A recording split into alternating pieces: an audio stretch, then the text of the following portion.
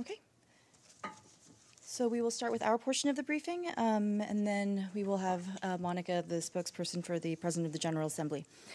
The Secretary General is now heading back to New York. A few hours ago, he was at Pembroke College at Cambridge University, where he engaged in public discussion with students and faculty on ethics and climate change. The Secretary General underscored the need to truly listen and engage with young people, as they are the biggest allies for climate action. It is ethically indefensible not to take future generations into account, he told them.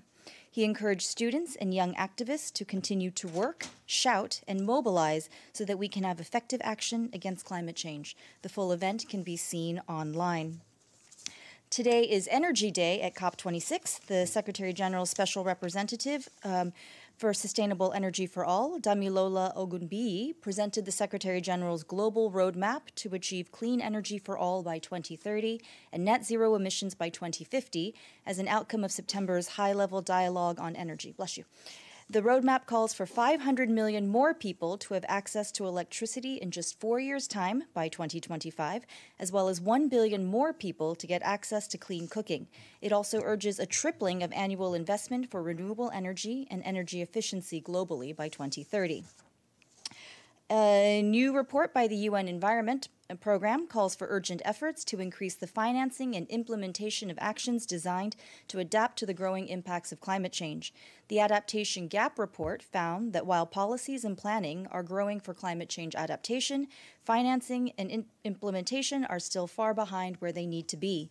In addition, the report finds that the opportunity to use the fiscal recovery from the pandemic to prioritize green economic growth is largely being missed, as fewer than 1/3 of 66 countries funded COVID-19 recovery measures to address climate risks. You can find the full report online.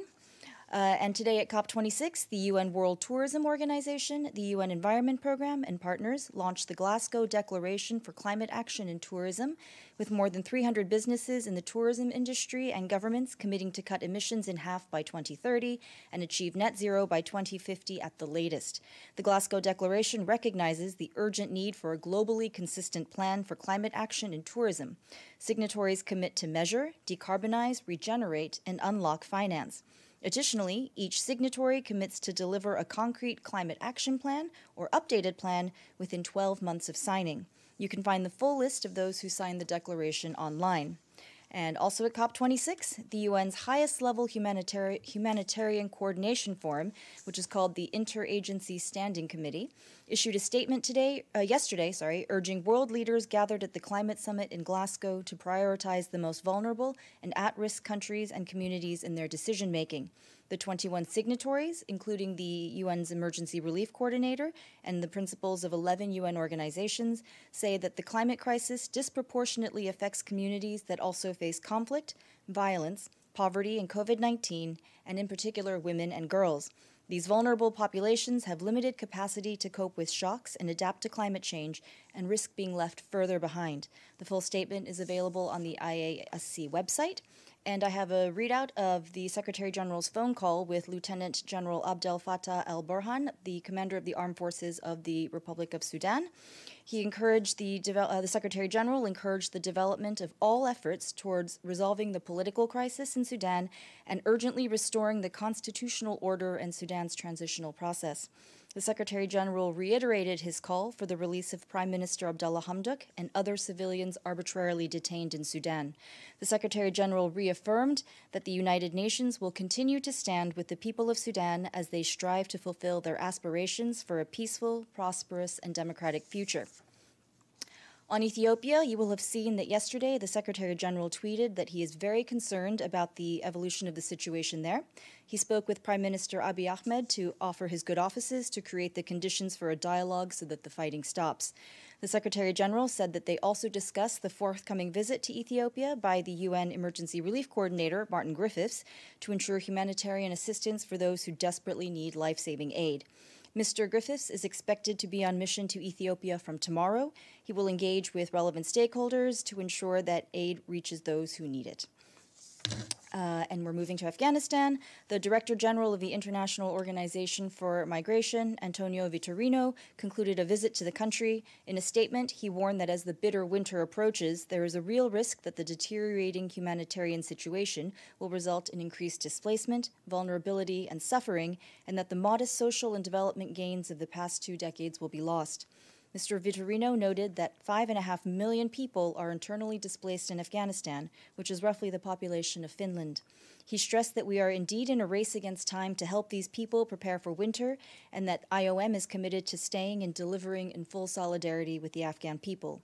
On the humanitarian front, our colleagues tell us that between September 1st and October 15th, we, along with our partners, have provided 4.1 million people with food assistance, and we have reached more than 580,000 people with primary healthcare services. We have also provided treatment for acute malnutrition to more than 85,000 children, assisted nearly 200,000 drought-affected people with water trucking, and reached more than 48,000 children with community-based education activities. Our humanitarian colleagues tell us that dialogue is ongoing at every level to ensure the full and meaningful participation of women in humanitarian action. Between the 2nd of September and the 28th of October, the number of provinces in which full agreement has been secured regarding the participation of women has increased from 3 to 14. The number of provinces in which partial agreement has been secured has increased from 16 to 19. Also today, the UN Children's Fund said that 9 members of one family, including 4 girls and 2 boys, were reportedly killed yesterday morning when an explosive remnant of war detonated inside a home in Kunduz. 3 other children were injured. UNICEF said that this incident underlines the urgent imperative to clear explosive ordnance and remnants of war and to sensitize communities to the risk. The UN Special Envoy for Yemen, Hans Grunberg, concluded a visit to Iran yesterday. He met with senior Iranian officials and representatives of the international community in Tehran. During his meetings, Mr. Grunberg emphasized the need for support of UN efforts to reach a negotiated settlement to the conflict. Mr. Grunberg expressed his serious concern over the escalating military activities in Yemen, which are causing significant civilian casualties, including children, and are undermining peace efforts. He underscored the urgent need for de-escalation in all of Yemen, including Marib. He further discussed the need to address the deteriorating humanitarian and economic situation in Yemen and the importance of ensuring freedom of movement of people and goods into and throughout the country. Meanwhile, the UN and partners have continued to provide life-saving assistance to civilians affected by conflict in Marib, Al-Baida, and Shabwa since the escalation of fighting in these governments in September this year. In October, aid agencies provided assistance on both sides of the front lines, including food aid to 2,100 families in Al-Abdiya district, 12,400 families in the Al-Wadi area of Marib, and 40,000 families in Marib city. Additionally, the UN Population Fund has delivered emergency relief to newly displaced persons affected by the fighting in Marib and surrounding governorates. In October, nearly 100,000 displaced people received assistance that included hygiene items, ready-to-eat food rations, and female dignity kits. The UN continues to call for an end to military escalations and has been engaging with the parties to the conflict to ensure that aid partners have the necessary access to civilians stranded between rapidly shifting front lines. And today, the UN Special Coordinator for Lebanon, Ioana Vernetska, visited the areas of Zaleh and the West Bekaa in eastern Lebanon. She met with local authorities and toured a development project, an educational institution, and an informal tented site for Syrian refugees. The impact of the crisis on the people of the Bekaa, just like in other Lebanese areas, is very serious and requires immediate solutions, the Special Coordinator said, after meeting separately with local authorities in Zaleh and in West Bekaa. She welcomed steps taken at the local level to address urgent needs. And we have an update from our team in Cuba, which has been supporting authorities and the population to address the health and socioeconomic impacts of the COVID-19 pandemic. The months of July and August marked a pandemic peak in the country, placing extreme pressure on the health system. The UN team boosted its support to health services with diagnostic and protection measures, importing oxygen concentrators, oximeters, and installing oxygen plants. During July, August, and September, the UN team delivered over 1.4 million items, including gloves, surgical masks, and syringes, as well as 100,000 COVID-19 tests, and nearly 100 WHO-certified refrigerators to safely store vaccines. Our socioeconomic response with authorities focused on increasing food production capacity. More than 65,000 people have received food items. The UN also boosted efforts to increase vaccination and to continue preventing the spread of the disease through a communication campaign that involved several UN agencies. And the Food and Agricultural Organization today said that the World Food Price Barometer surged to a new peak, reaching its highest level since July of 2011. In October, the FAO Food Price Index went up 3% from September, rising for a third consecutive month. FAO notes that despite an expected record world cereal production in 2021, global cereal stocks are set to decline in 2021 and 2022. And lastly, tomorrow we will be joined by Mr. Nicholas Koumjian, the head of the Independent Investigative Mechanism for Myanmar. He will update you on the current situation in that country. And that's it for me. Edie. Thank you, Harry. A couple of follow-ups. First, on Sudan, we know that the U.S. Special Envoy has arrived. Can you tell us what Mr. Perthes is doing? Is he in meetings, shuttling back and forth? Mr. Perthes continues his dialogue with all stakeholders, not just the military and the government, but also with other members and with other groups in Sudan. We believe that he is in contact with the Americans, but as we've said, we welcome all efforts, not just by us, of course, but by other parties to ensure a return to the transitional government. And on Ethiopia, the Secretary General offered his good offices. What was the reaction of President Abiy to his offer? Was there any sign that he might take up the UN's offer? Sure. This was a preliminary offer, and we obviously don't want to speak on behalf of the Ethiopians, but we will continue to pursue this and see where it can take us. And hopefully it will lead to some good results. Thank you. Does anybody else in the room have questions? Nabil.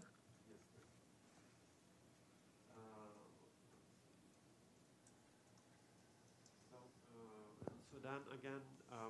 Can you describe more how was the conversation with Mr. Burhan? What was the SG's impression about his maybe plans or willingness to engage on the releasing of Mr. Hamdouk and the other civilians? The phone call just happened a short while ago. Wasn't there, but we can only tell you what the Secretary General said from his side. We hope that the Secretary General's calls will be, taken to heart and will be acted upon. But it's not just the Secretary General. We have our special representative on the ground, Mr. Perthes, and contacts at all levels to ensure that we get our message across and that we hope that our pleas are acted upon. And also on a different matter, the tension is rising between Morocco and Algeria. And now Algeria accuses Morocco of targeting a convoy of its citizens in the Sahara.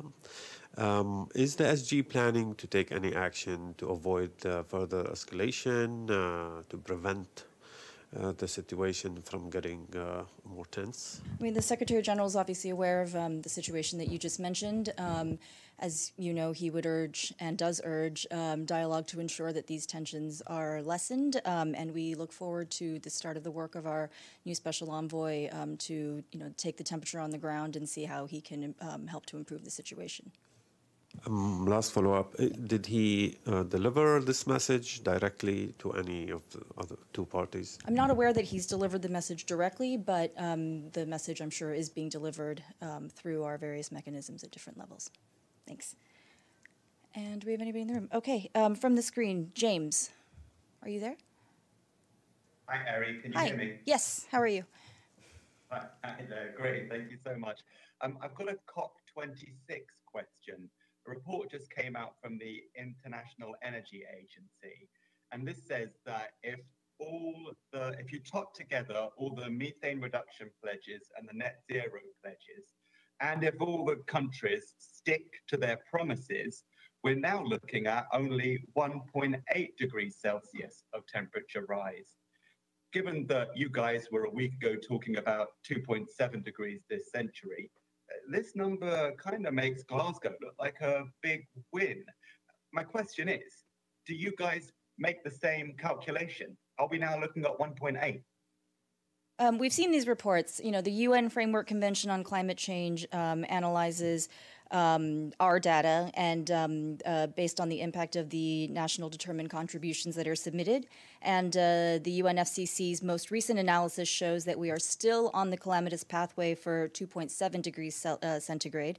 As you know, the Secretary General has said every country must increase its ambition, not every 5 years, but every year, until we are on track for 1.5 degrees centigrade. Thanks. Iftikhar, do you have a question? Thanks, Eddie.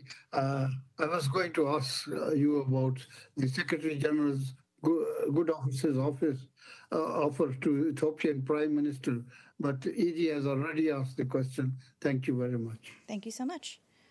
Okay. Do we have any other questions? Okay. I pass the floor to Monica. Thank you for your patience.